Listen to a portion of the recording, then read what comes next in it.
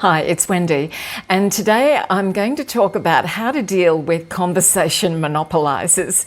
Have you ever found yourself in a conversation, well, it was quite one-way conversation, not a two-way, and having that other person completely monopolizing the conversation?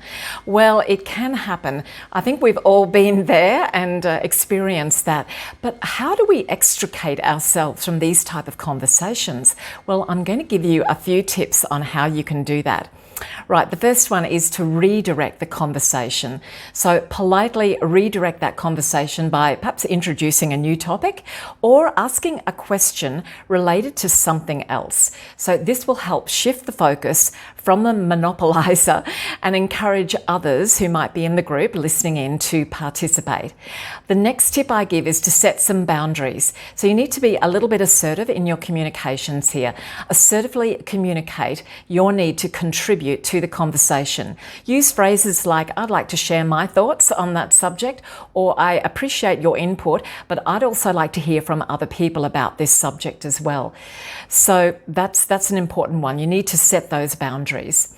Use non-verbal cues. Now, I've talked before about the importance of body language, non-verbal communications.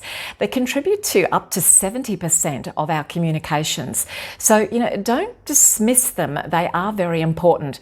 You can employ some quite subtle non-verbal cues that will actually be picked up by other people, such as making eye contact with other people in the room or leaning slightly away from the monopolizer to signal your idea to either leave or to engage others in the conversation.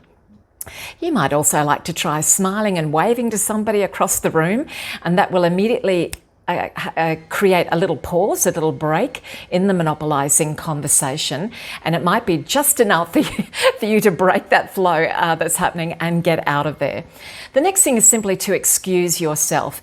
If the monopolizer is showing no signs of relenting, you can politely excuse yourself from the conversation.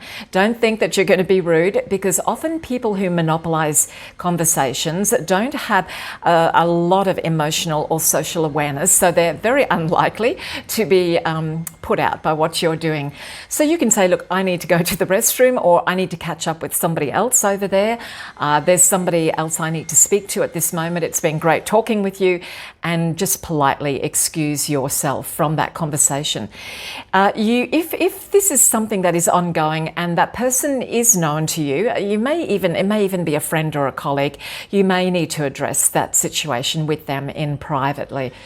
So look, by employing these strategies with some tact and diplomacy, you can navigate conversations with monopolizers while still maintaining respect for everybody concerned. You don't need to be aggressive or rude about it.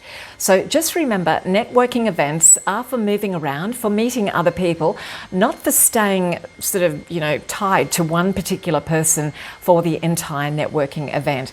You will be doing yourself and others a big favor if you remember that, you've got to get away from those monopolizing conversations. Try and employ some of the techniques that I've suggested today the next time you find yourself being monopolized at a networking event. Good luck with that.